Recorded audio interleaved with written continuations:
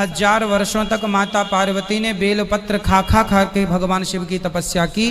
तब से भगवान शंकर ने बेलपत्र चढ़वाना शुरू कर दिया कि मैं जिस घर में बेलपत्र का वृक्ष होता है अपने हाथों से लगाया हुआ, उस घर में कभी धन की हानि नहीं हो सकती, लक्ष्मी कभी उस घर को नहीं छोड़ सकती। शंकर भगवान पर जब जल चढ़ता है, आपको पहले भी वर्णन किया कि मान लो ये अब जो स्टॉक अनेक जन्मों का रखा हुआ है, उसमें शुभ अशुभ पूरा गोदाम भरा हुआ है, उससे कुछ निकाल करके ये मनुष्य शरीर बनाया गया, जिसे प्रारब्ध कर्म कहते हैं।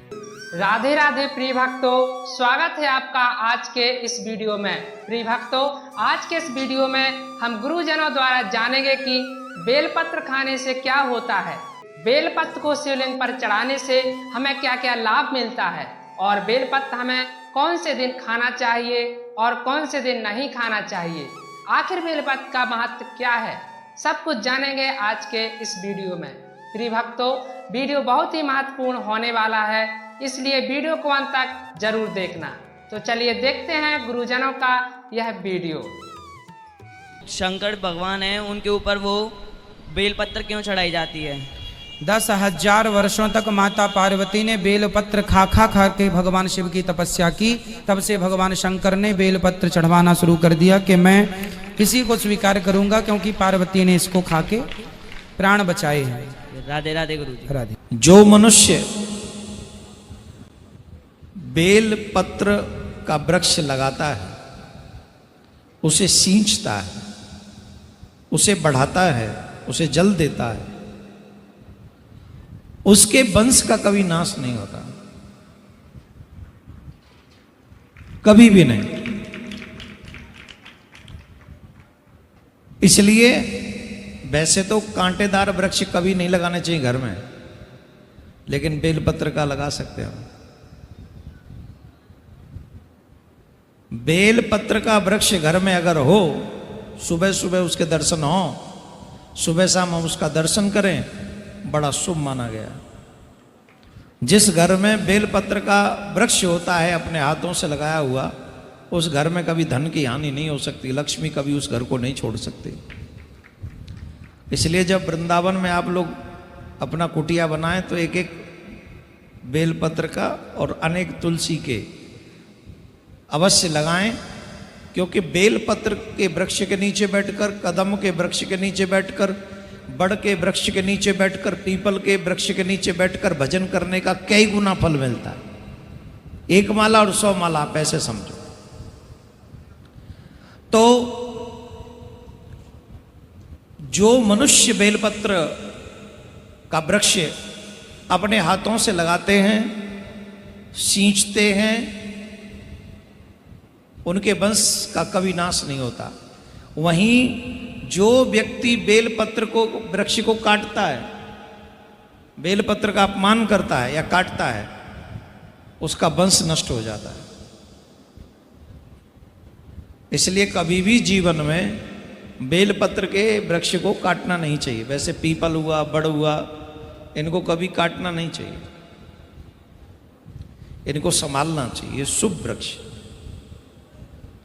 तो आज हमने यहाँ जो बेलपत्र से अर्चन किया है, भाग्यशाली हैं आप और सब कि हम लोग यहाँ बैठे हैं। बाबा ने हमें इस लायक बनाया है कि हम यहाँ बैठकर बाबा भोलेनाथ का अर्चन वंदन कर सकें, और इसे करके हम अपने जीवन को, मैं फिर कह रहा हूँ, जो लोग आ सकते हैं वो आकर अपने हाथों से पार्थिव शिवलिंग बनाएं। इतना दीर्घ समय तक चलने वाला ये यज्ञ दोबारा प्राप्त नहीं होगा। पता नहीं भगवान दोबारा ये हमें अवसर देगा कि नहीं। अब अगर दिया है तो जितने भी लोग विश्व में कहीं सुन रहे हैं, एक बार आप मन अवश्य बनाइए कि हम वहां जाएंगे, अपने हाथों से पार्थिव शिवलिंग बनवा। बेलपत्री के वृक्ष के नीचे बैठकर, घृत का दिया लगाकर, शरीर में जो रोग है उसका स्मरण कर कर, शंकर जी से विनय कर कर, हे भोलेनाथ, आपने शुक्र देवता को संजीवनी मंत्र दिया है, तो क्या आप मेरे को वो मंत्र प्रदान नहीं करोगे? मेरे रोग, मेरी बीमारी, मेरे दुख को आप नहीं हरोगे? शिव से कहो, ये शरीर आपने दिया है और भजन करने के लिए दिया है, स्मरण करने के लिए दिया है, कीर्तन करने के लिए दिया है, तो संभालोगे भी आप। और बेलपत्री की ओर मुख कर घी का दिया लगाकर महामृत्युंजय मंत्र का स्मरण कर लेने पर धीरे धीरे धीरे धीरे धीरे धीरे वो रोग समाप्ति की ओर पत्ता होता है जिसमें ब्रह्मा विष्णु महेश तीनों होते हैं। 64 योगिनियां देवियां भी इसमें विराजमान हैं और 33 कोटि देवी देवता भी इसमें विराजमान हैं। एक बेलपत्र, कभी मौका लगे आपके जीवन में, अभी जब दुख तकलीफ कष्ट बहुता मात्रा में लगे, तब प्रयास करिए कि एक बेलपत्र का पत्ता अपने हृदय का भाव लेकर जब शिव मंदिर में जाओ, शंकर भगवान को जब भी समर्पित करो, तो पहले अगर कोई बहुत विषम स्थिति में फंसे हुए हो, बहुत कष्टमय परिस्थितियों में फंसे हुए हो, और निकलने के लिए एक बेलपत्री का पत्ता अशोक सुंदरी वाली जगह पर चढ़ाकर, जल चढ़ाकर उसी को शिव जी पर चढ़ाया जाता है और शंकर भगवान पर वो जल समर्पित करा। जो कलश में जल है वो शिव। किस किस जगह पर चढ़ाना है? उसी पत्ते को पहले कहां चढ़ाना है? अशोक सुंदरी वाली जगह।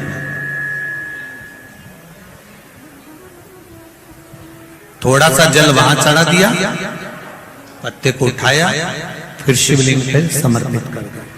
बचा हुआ जो कलश में जल है वो भगवान शंकर को समर्पित कर, शिव को समर्पित।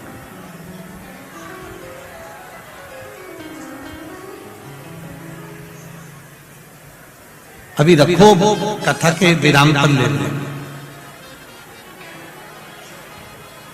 2 जगह पर जल चढ़ाना, अगर कहीं विषम परिस्थिति में लगता है, ऐसा लगता है कि ये विषम परिस्थिति है, ये उसको साधना है और इस दलदल से बाहर निकलना है, तो उसके लिए पहले अशोक सुंदरी वाली जगह जल, फिर शिवलिंग पर बेलपत्र, वही चढ़ा हुआ बेलपत्र, ज्यादा नहीं। और फिर एक निवेदन करेंगे, अगर आप अलग से कोई बेलपत्र नहीं ले जा सकते हो, आपके पास में बेलपत्र नहीं है, शिवलिंग पे से बेलपत्र उठा लिया करो, उसी को धो के वापिस चढ़ा दिया। शंकर भगवान पर जब जल चढ़ता है, आपको पहले भी वर्णन किया कि मान लो ये गोल जलाधारी है, इसके ऊपर ये शिवलिंग रखा है, ठीक है, और ये भगवान शंकर का शिवलिंग है।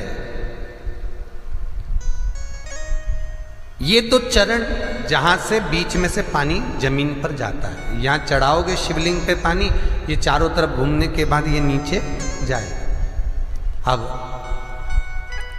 आपको पहले भी कहा, ये 2 चरण जो हैं, सीधे भाग में गणेश जी का स्थान है, उल्टे भाग में कार्तिकेय का स्थान है। जहां शिवलिंग रखा हुआ है, ये पार्वती जी के हस्तकमल हैं, और बीच में एक मोटी सी लाइन है, जहां से पानी नीचे गिरता है, मोटी सी लाइन है, वो अशोक सुंदरी का स्थान है।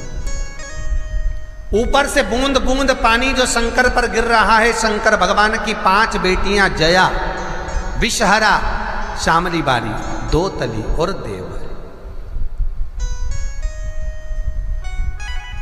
शंकर जी को जल चढ़ाने का नियम, शंकर जी को जल चढ़ाते हैं तो पहले जो जल चढ़ाया जाता है, जहाँ गणेश जी का स्थान है, पहले पानी वहाँ चढ़ाइए, फिर कार्तिकेय जी के स्थान पर चढ़ाइए, फिर अशोक सुंदरी की जगह चढ़ाइए। कटी भाग जहाँ पार्वती जी का हस्त कमल है गोल, शंकर जी के शिवलिंग पर आसपास जल चढ़ाइए। जल चढ़ाकर फिर शंकर के शिवलिंग पर जल चढ़ाइए।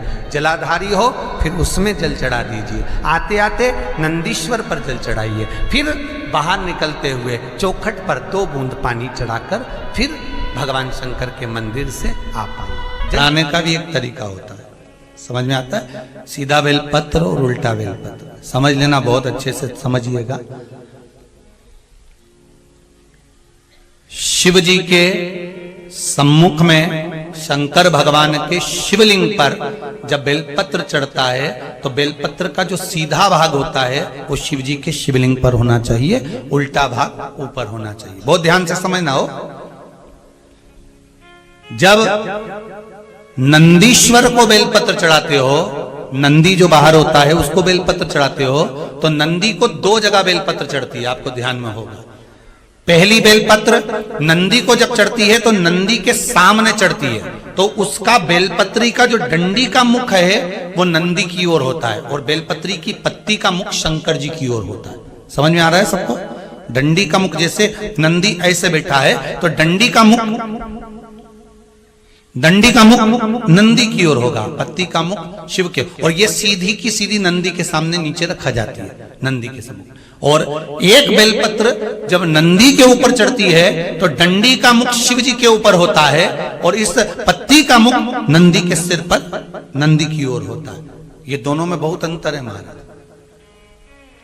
जैसे कोई बच्चा कोई कंपटीशन एग्जाम के लिए जा रहा हो या कोई परीक्षा देने के लिए जा रहा हो और पढ़ाई करे, स्मरण करे, तैयारी करे, वो अपनी जगह पर है। और ऐसा नहीं होता कि बच्चे पढ़ते नहीं है या तैयारी नहीं करते हैं। इसके बाद भी अगर उनका इंटरव्यू में पास नहीं होते या एग्जाम में पास नहीं होते तो उसके लिए ये दोनों बेलपत्री बड़ी काम करती है। बहुत ध्यान देना, जो नंदी के सामने बेलपत्र रखकर जाना, शिव जी के सम्मुख में बेलपत्र रखकर जाना, मतलब नंदी के सम्मुख में जब रखाएगी तो डंडी जम के बोली है कहाँ होना चाहिए? नंदी की ओर, और जब ऊपर रखाएगी तो डंडी शिव की ओर हो। ये दो बेलपत्र रखकर शिव जी का स्मरण कर कर जाएं, कार्य सफलता की ओर बढ़ता है। कोई काम के लिए आप जा रहे हैं तो उसमें सफलता मिल जाती है, उसमें सफलता प्राप्त हो। शिव जी को बेलपत्र चढ़ा रहे हो, जो चिकना भाग है, सीधा भाग शिव जी के ऊपर, शंकर भगवान के ऊपर। थाली में अगर शिवलिंग का निर्माण कर रहे हो, पार्थिव शिवलिंग का निर्माण कर रहे हो, तो थाली में जब बेलपत्र रखोगे तो सीधी रखोगे, फिर उसके ऊपर शिवलिंग का निर्माण करो। और एक बात का और स्मरण रहे, खाने के लिए जो बेलपत्र हम जी भगवान, हम जो बेलपत्र खाते हैं भगवान शंकर पर चढ़ी हुई, वो 3 की बनी हुई एक बेलपत्र वाली नहीं खाना। कई बेलपत्र आपने देखा होगा कि 3 की एक वाली भी रहती है, कि वो तीनों एक जैसी रहती है, इस तरह से दिखने लगती है। वो देखिए आप लोगों ने, 3 की एक दिखती है, वैसी नहीं। बेलपत्र जो 3 पत्ते की होती है, फिर अच्छे से समझ लेना, जो 3 पत्ते की बेलपत्र होती है उसी बेलपत्र को शिव जी पर चढ़ाकर उसी बेलपत्र का सेवन करना चाहिए। और एक बात और अच्छे से समझ लो, अगर बेलपत्र खाने से मुख में छार आ रहा हो, जीवान क्षारित हो रही हो या छाले पड़ रहे हो, किसी किसी को सहन हो पाता है, नहीं हो पाता, तो हफ्ते में 2 हफ्ते में एक बार पा सकते हैं। अब इसके लिए थोड़ा ज्ञान की जरूरत है, अगर नहीं जानोगे तो फिर ये जो शरीर हमारा मिला है, ये 2 प्रकार के कर्म को मिश्रित करके दिया गया है, शुभ और अशुभ। शुभ कर्म का तात्पर्य होता है पुण्य, अशुभ कर्म का तात्पर्य होता है पाप। शुभ कर्म का फल होता है सुख लौकिक, और अशुभ कर्म का फल होता है दुख लौकिक। अब जो स्टॉक अनेक जन्मों का रखा हुआ है, उसमें शुभ अशुभ पूरा गोदाम भरा हुआ है, उससे कुछ निकाल करके ये मनुष्य शरीर बनाया गया है, जिसे प्रारब्ध कर्म कहते हैं, उसे संचित कर्म कहते हैं। जो इस शरीर से हम नए कर्म कर रहे हैं उन्हें क्रियमाण कहते हैं। वो 2 ही प्रकार के, शुभ और अशुभ। अब इस कर्म जाल से मुक्त होने के लिए न तुम्हारा कोई पुण्य काम करेगा और न तुम्हारा कोई तीर्थाटन काम करेगा। इसमें काम करेगा भगवान का आश्रय और नाम जप। अब जब हम भगवान का आश्रय और नाम जप करते हैं तो पहला इसका प्रभाव होता है हमारे मन को जलन पैदा करना, क्योंकि मन में जो पाप करने की प्रेरणात्मक शक्ति है उसको भस्म करने के लिए, अगर सत्संग नहीं है, साधु समागम नहीं है, तो जहां नाम जप करने के लिए बैठा और मन उद्दंडता की, जलन पैदा की, वो नाम जप कर नहीं पाएगा। साधु भजन न हुई संग बिनु, और भजन बिना नहीं प्रेम, अगर हमें कहीं भगवत कृपा से साधु समागम मिल गया और नाम जब शुरू किए, तो पहला नाम काम करता है मन की उस पापात्मक शक्ति को भस्म करता है, जिससे हमारे द्वारा पापाचरण, गंदे आचरण होते हैं। दुख का कारण गंदा आचरण, वो गंदा आचरण करने वाली प्रवृत्ति को मन भस्म करता है। अब जब इधर आचरण सही होना शुरू हुए, अब वो पूर्व पर प्रहार करता है, जो हमारे जन्म जन्मांतर के पाप जमा है उनको नष्ट कर रहा है।